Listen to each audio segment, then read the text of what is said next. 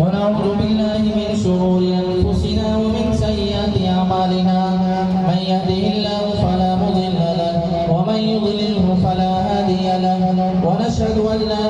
إله إلا الله وحده لا شريك له ونشهد أن سيدنا وسندنا ومولانا محمدا عبده ورسوله أما بعد أعوذ بالله من الشيطان الرجيم بسم الله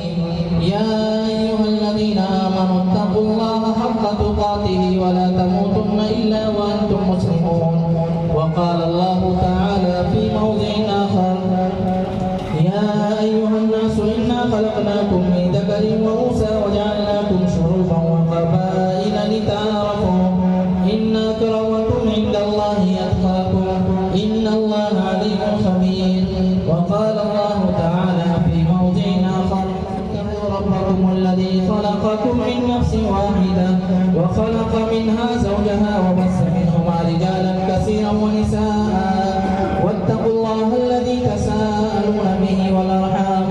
إن الله كان عليكم رقيبا وقال الله تعالى يا أيها الذين آمنوا اتقوا الله وقولوا قولا سديدا يصلح لكم أعمالكم ويغفر لكم ذنوبكم ومن يطع الله ورسوله فقد فاز فوزا عظيما صدق الله العظيم وقال النبي صلى الله عليه وسلم النكاح من سنتي فمن رغب عن سنتي فليس مني أو كما قال عليه الصلاة والسلام